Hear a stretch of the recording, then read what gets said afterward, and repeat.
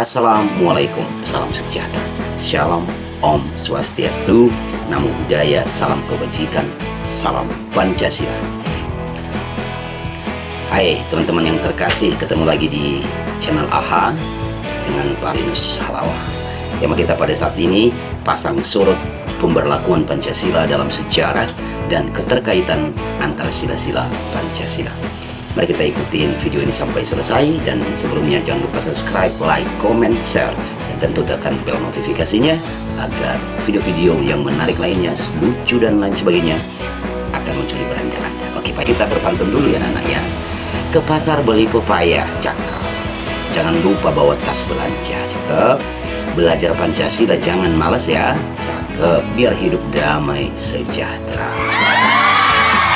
Teman-teman, kamu pernah mendengar istilah pasang surut? Biasanya itu soal air laut kan?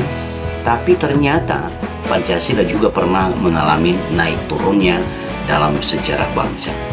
Kadang diagung-agungkan, kadang cuma jadi pajangan doang kayak piagam di dinding kantor Pak Lurah. Singkatnya ya, tahun 1945 Pancasila disahkan sebagai dasar negara. Merdeka bumi, masa Orde Lama, masa Presiden Soekarno, Pancasila sempat diutak-atik jadi manipul Ustek. Agak ribet ya. Masa Orde Baru gimana? Itu masa Soeharto. Katanya wajib P4, hafal luar kepala tapi kadang lupa maknanya. Zaman Reformasi, Pancasila jadi semangat demokrasi, tapi masih suka diabaikan juga teman-teman ya. Jadi Pancasila itu ibarat mantan, kadang disayang banget, kadang dilupain. Tapi pas butuh baru ingat lagi. Aduh parah ya. Nah, mari kita lihat sekarang keterkaitan antara sila seperti, boleh kita katakan seperti tim futsal nasional ya. Kita kira-kira sering mikir Pancasila itu kayak 5 anak kos yang tinggal serumah tapi nggak kenal.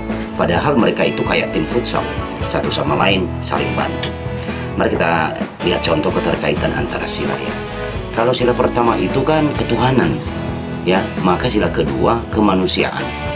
Nah, sila ketiga itu persatuan, jadi kuat kalau ada keadilan dan kemanusiaan. Kalau sila keempat itu tentang kerakyatan kan. Nah, sila keempat ini dia butuh kebijaksanaan, bukan debat kusir. Sila kelima, sila keadilan. Tidak mungkin tanpa sila lainnya. Bayangin, keadilan tanpa kemanusiaan, serem ya.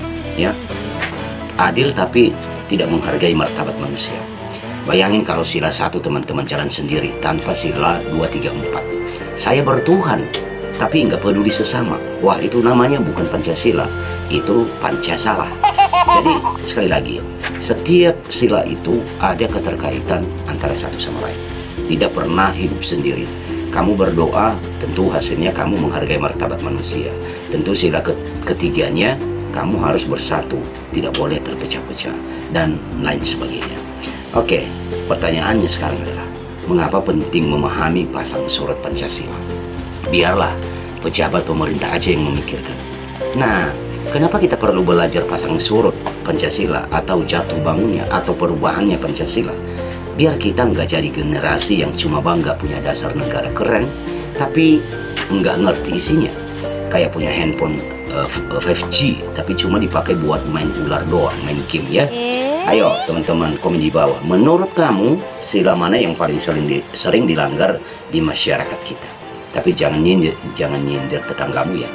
Oke, kalau ada pertanyaan silahkan ditulis di kolom komentar ya. Dan sebelumnya kita berpantun dulu ya, supaya tidak ngantuk ya. Oke, kalau ke hutan bawa parang, cakep. Pulangnya bawa kayu jati, cakep ya. Kalau Pancasila dijalankan bareng secara bersama-sama, Indonesia pasti makin berarti. Ingat ya guys, Pancasila itu bukan cuma hafalan pas upacara ya, tapi gaya hidup yang harus kita jalanin setiap hari. Jangan cuma di mulut, tapi juga di sikap dan di tindakan kita. Like, comment, dan subscribe channel ini biar kamu makin cinta Pancasila tanpa harus ngantuk terus di kelas membaca pasal-pasal dan lain sebagainya. God bless you. See you to next video.